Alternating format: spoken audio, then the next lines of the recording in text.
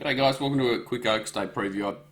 I definitely could get through I did get through the meeting, but I didn't really find too much exciting information to relay on most of the races at Flemington today. So what I'm going to do is just go through quickly a couple of highlight races between Hawkesbury and Flemington. So I'll jump around a bit, probably just jet through Hawkesbury first. So race one, nothing too exciting. Well, Gimme Shelter's also been waiting for in race one. Its first up run was incredible behind Shadow Bridge, who's come out and won well since they got home in really fast time there. And this horse, it's hard to make ground this day. Up, thanks to Gavin Gaz downstairs, red lights on. Ready, race one. Get rid of the volume for whatever reason. Tuesday, Sizzle on the bridge left out third. Gimme Shelter's back last here. Now. Sizzle on the bridge left well. Shadow Bridge is going from there inside. And last as they swing the corner is charging clear. No Shadow Bridge coming down the bound to be given outside a here, cut with the cane. And then followed Gimme. Paris Lights is in today. It's a little bit dangerous in race two. Take notice of it. This is the horse that knocked us off at Musselbrook the other day. What's it called? Legion of Boom's come out and won well. It sort of sat wide and won at Scone. Engadine's come out and won well. I think Sizzle on the Bridge came out and won. Yes, I'm nearly certain it did at big odds. So 3 runners to come out of the race, all have won. The winners come out and won again in better grade. This horse was probably the run of the race outside the winner. And it's now 3 about to be given a cut with the cane. So this horse and then followed Gimme Shelter and Sizzle on the Bridge. Shadow Bridge dropped Paris Lights at the 200. And it's now 3 lengths clear.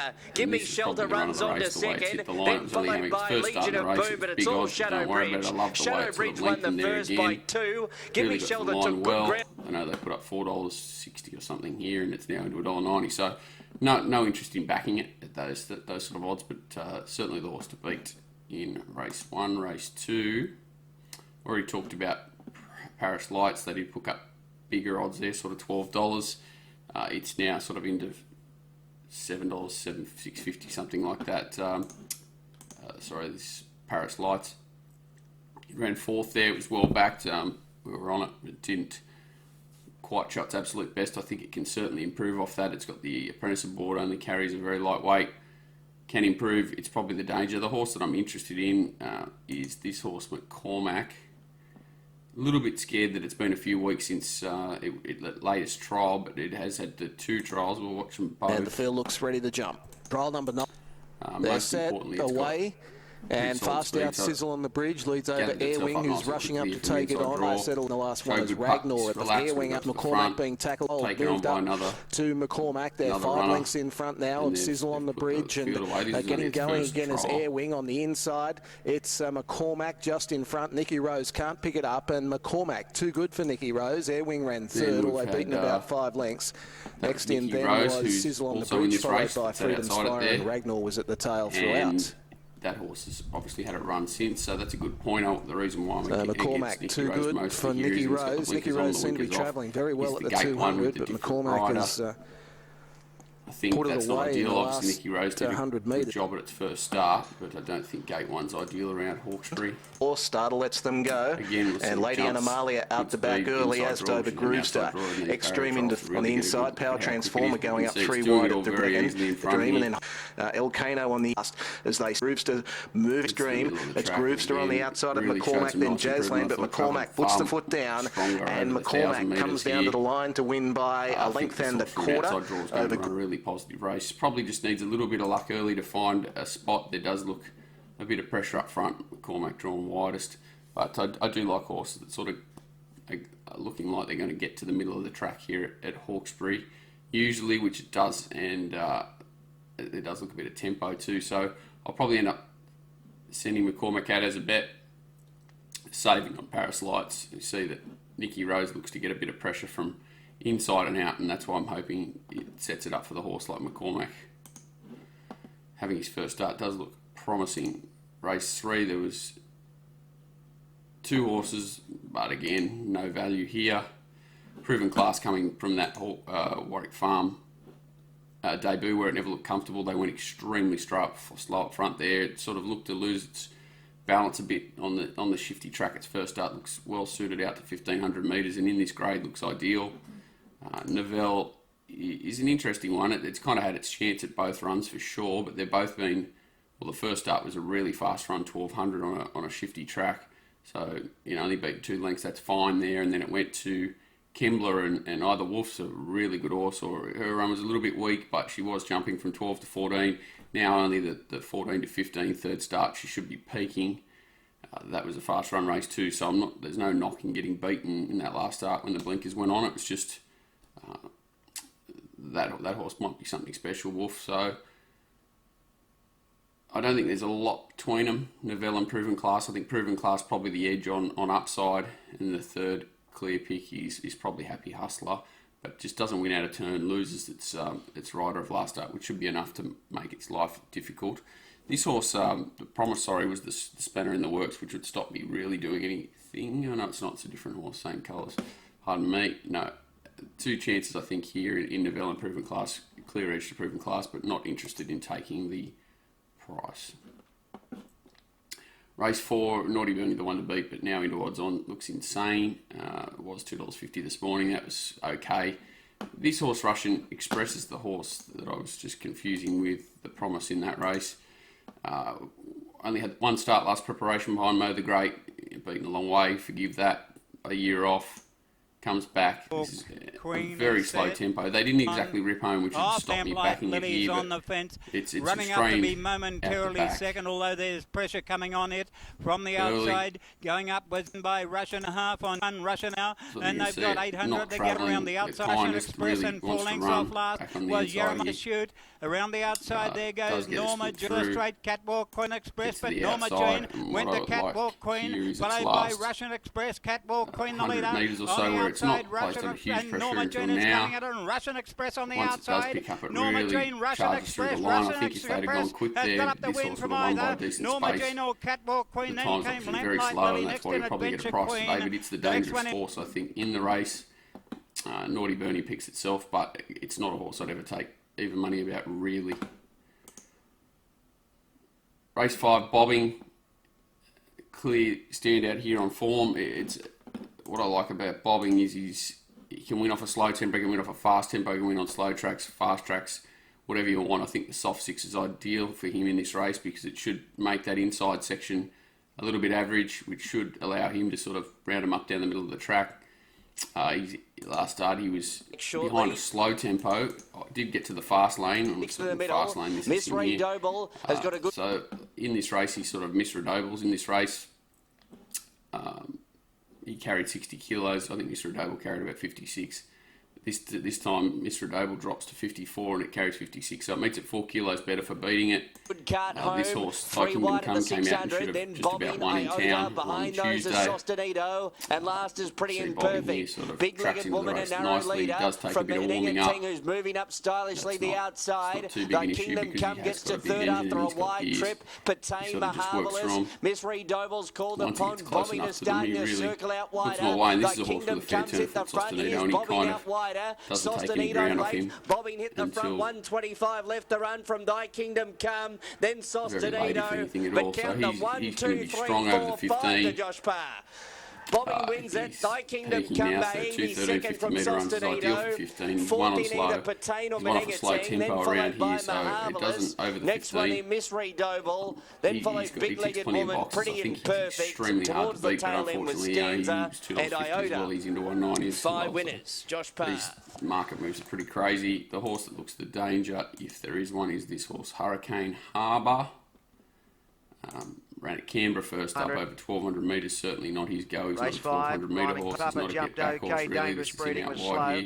Boss, a fairway back with back Hurricane Harbour and Dangerous breeding sees 50. Another softish tempo, not slow, just sort of even to looks for the way softish. through, and Treasure Boss is coming with a good run down the outside. Down to the 250 metre mark. Treasure Boss out really wide, hits the front and dashes away from Rhyming Puppet and further back to Thorn in My Side. Vigorous Treasure Boss in front of Thorn in My Side and Rhyming Puppet. And Treasure Boss just in front, and Treasure Boss won it by 3/4 of a length to Thorn in My Side. Rhyming Puppet in the race, if there is one. And he's sort of $10-ish. So unfortunately, if it was $2.50, I could probably play both. But now that it's $1.80. And $10, it's just there's not enough meat there really. could be playing bobbing in multis. That's about all. Race 6 is a really good race. I think they'll go like last week, so I think they'll go quick here. Knockout horse, the Patrician Gate 1, no luck at all last start. Gate 1, not obviously ideal, but it could sneak up in behind him, and it's dangerous at 20 to 1. Play hard can improve, it certainly needs to. This horse, Northern Lights, looked like it could be anything when Ben Smith had it. Question mark, obviously over most of his horses, which is, not ideal. Makes life difficult trying to line them up for new trainers, but this horse has plenty of upside. 1100 metres, not its go, but it could sprint well fresh. But where's the one that just looks extremely well placed? It should get to the right part of the track. It should appreciate the solid tempo and looks the one to beat. It's a tricky race though. There's chances across the board. It looks like they'll be pretty cramped coming around that turn, and you just want to be sort of getting to that middle part and running on in this race. Tough race. Race 7, I had no real opinion about. If Fabrizio leads and Burning Passion sits outside it, they should both run well. New Tipperary, obviously, he's got a bit of class on his side. When he's right, he could get caught on the inside, it's possible. But if he gets to the back of one of those two horses, possibly Fabrizio or Burning Passion, he can run really well. And actually, tougher than the rest is probably the danger to kicking up inside Fabrizio and making Burning Passion work. But he likes it soft. Thought he ran quite well first up in really fast time there behind Pirata, and he's an interesting horse, Burning Passion. Probably give him the edge over the others. Pecans runs well, fresh as well, drawn ideally. Probably box seats in behind those leaders. So it's another open race that I'm not too excited about. Watch the pattern. And the last, no interest at all. Think anything can win the last. Heading to Flemington. Race 1, not for me. Race 2, the 2-year-olds, no, it is not for me. Race 2, I did spend quite a bit of time in this race, and really the answer was a pumpkin. It's a couple of form line races that are similar. The Caballero Global Sanction form line, and then you've got the horses like Earth Angel and coming from different. Palmatier coming up from Sydney. I didn't think it was any value at its price, getting out past a mile.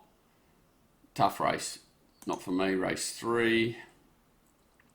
Thought there were two strong chances here. I thought Savakul was extremely well placed, back to 54 kilos, 1800 metres, right in their wheelhouse. Gate 3, McAvoy to ride full of confidence. No downside to Savakul whatsoever. Obviously, the price has diminished a little bit from whatever they were betting, $3.80-ish. I think there were scratchings before that, so $3.50 odd into $3.20. I think that's fair enough price. I thought the horse that was the danger was this horse, Mohammedas. Let's have a look at. I've been looking at the wrong screen up here. Mohammedas is the danger for mine. It's sort of won against a slow tempo 2 starts ago at Moonee Valley, then came out, was only beaten 2.5 lengths by Best of Days, Mask of Time, Lifeless Ordinary. That was a slow tempo race, and it was kind of in the right spot, but I like that slow tempo race, 2,000 back to 18, back to this sort of 4-year-old plus average grade. Big class drop, does look strong. I was against Al Galale because I thought it was just a little bit one-paced. And Live and Free, just drawn gate 1, quite awkwardly drawn, and just gave the edge to Savakul and Mohammedas, who look like together going to get better runs than Live and Free, who is dangerous, there's no doubt about that. But yeah, nothing too exciting there. We're talking first and third favourite. So race 4 is impossible. I thought our girl Silky would run well with the rider change, very well set up. Looks like Flemington will definitely suit it, but a race that's very difficult. Race 5, I had no clue. No clue. Country Carnival final, over a mile, no clue. Race 6 started to get a little bit more interested. I thought that the class was well and truly in the top part of the field here. We're talking Fartner, who's fit, and Blinker's going back on 26 days back in distance. Thought it was well set up from a good draw. Viridine, who I've always loved as a horse, first up for 61 days. Think he can run well fresh. The synthetic hoof filler off's good for me too. $10, definitely not knocking it. Super Cash is just a weapon first up. It just goes like a rocket, and you know it's going to run well. Capenix, I think a little bit flattered by that Red Zell form line. Does draw the right spot.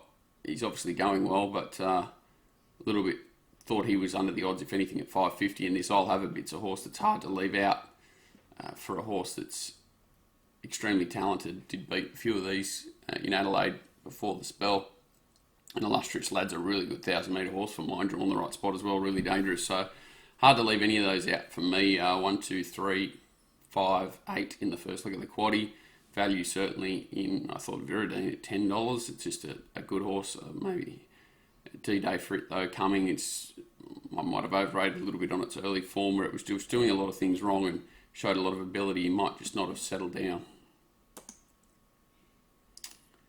Race 6. I thought this horse, Real Success, was extremely well set up here. It came out of the same race as a lot of these runners 2 starts ago, where it ran second behind Sid's Coin. It was a little bit unlucky there when shuffled. I just want to watch both of these races to show you why. The Drinkwise Plate. The double reasons why. So this is Real Success here in the 1 out 1 back position, kind of 4th or 5th. Gets stuck in behind a wall of horses, while these horses have been able to build their momentum. So this is Predecessor, I think. This is Sid's Coin. Go with them, so 5 across the track on the turn, make that 6. The founder behind that. You see that Real Success has really been held up, not been able to build its momentum, while these horses have all had their chance. Predecessor with Sid's Coin, 4 across, then Guidar the outside. It is Predecessor. Just turn the sound back on for a sec so I can remember which horses are which. At the 150 with Junipel, but Sid's Coin the outside's the danger. So we've got Junipel, Sid's Coin, Predecessor, all been able to build their momentum. Sid's Coin just in front of Predecessor and Junipel. Real Success behind those. Sid's Coin in front.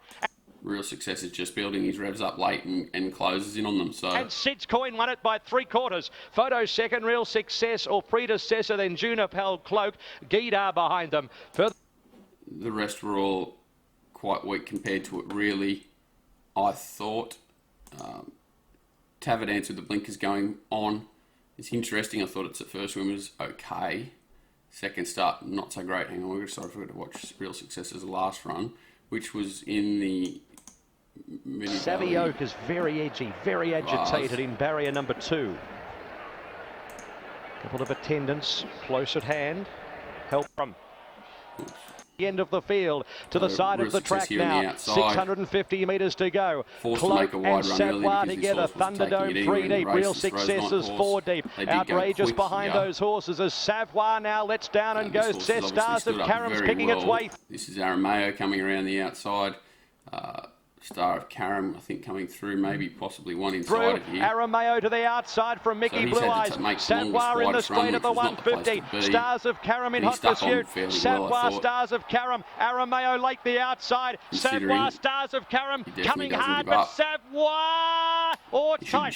Savoie or Stars of Karam, I'm staying out. He's drawn ideally to get a soft run and sort of wind up. He definitely looks like Flemington will suit him far better than Moonee Valley. And I thought the danger was this horse down the bottom, possibly Waka. We're set for the second. Just really like the way she switched on with the blinkers. She's back on the inside. She's not ideal over races a little bit. Does get a nice run through at the point of the turn here. The field. From first getting the run, First Class Dreamer just whacking away, and Waka is now starting to range down the outside powerfully. Waka coming from the back of the field, moved up boldly, took the front, and puts it away. Waka the filly, one of them wins by 2 lengths on Tiffany Winchester. Sorry, the other horse that I liked in this race at big odds was this horse Quaffany. Murray Bridge form, not Murray Bridge Cup day to find a horse of this nature, but racing on a good 4. Set to run, 100 metres left to run, and heading towards the turn, a bit over 600 metres on the road and led. Leads from coming after it, La Margie.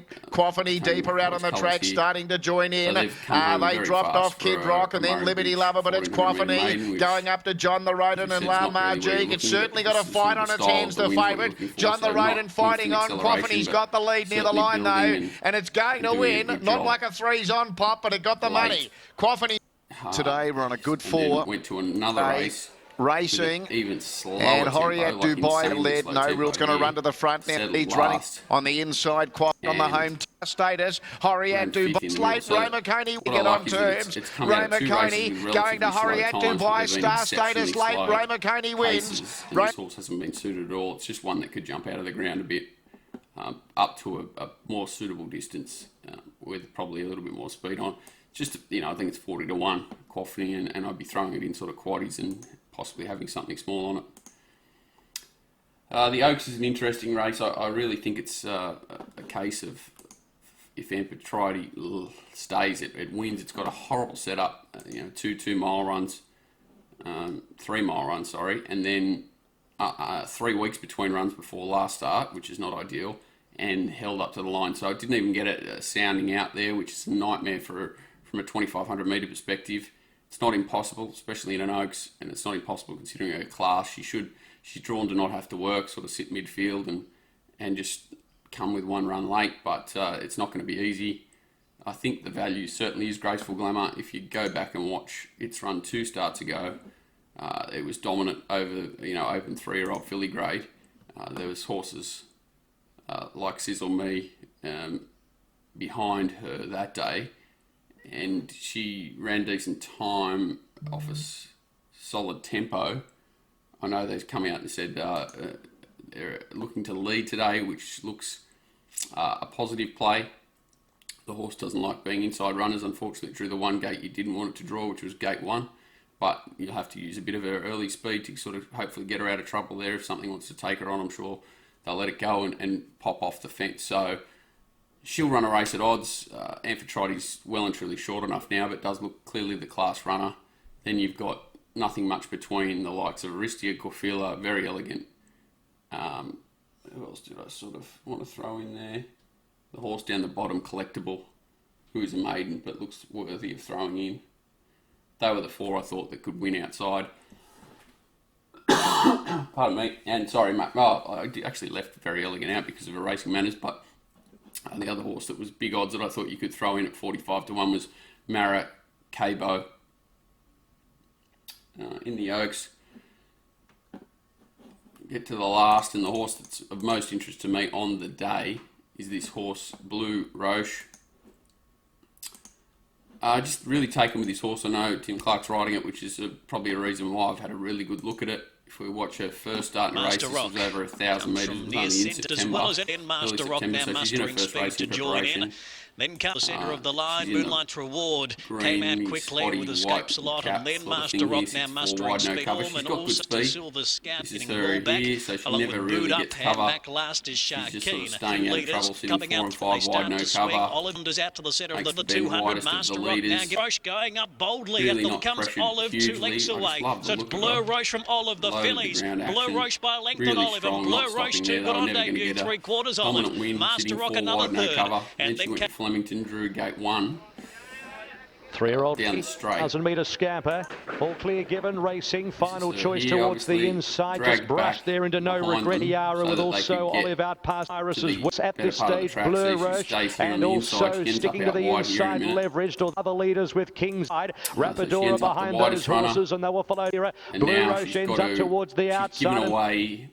They've gone slow, so she's given away field position to try and find the right spot, the right leverage lane sticking towards the rails at the 300. Its final choice up the middle of the track with Daz Kazine out very deep. Then Taniara Rapidora running on, and Just Remember This towards the inside of the clock tower. Final choice in front from Just Remember This, who's coming out after it. Final choice, Just Remember This, and Bleu Roche from the back. Final choice in front, holding on and scored by a half length. Bleu Roche, Just Remember This, and then Taniara and Rapidora further back out. 1,200. She did have a barrier trial over 800 metres in between times.